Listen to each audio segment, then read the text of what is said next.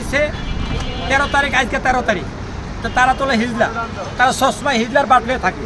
হ্যাঁ, ওই ডিউইনে কি বোরকালে পলাইছে দেখছেন না? কোনো জামা শিবির বোরকালে পলা নাই, কোনো বিএমপি জামা বোরকালে পলা নাই।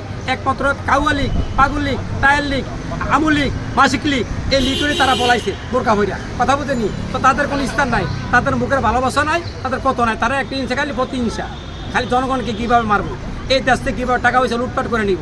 একটা ইস্যু তৈরি করছে পদ্মা সেতু, একটা ইস্যুতে মেট্রো লাইন, হাজার হাজার কোটি টাকা সে বাংলাদেশ খাইছে।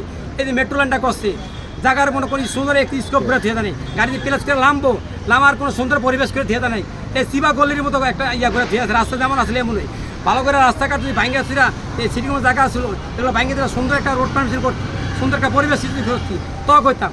এত টাকা খরচ হয় নাই, যেই টাকা খরচ হওয়ার কথা এই টাকা 6 গুণ টাকা থেকে পাচার করে পাইছি। কথা বুঝলেন? বাংলাদেশের মানুষ আমার মতো সব রিক্সাওয়ালা না, সব মূর্খ না, শিক্ষিত বাংলাদেশের ভিতরে আছে।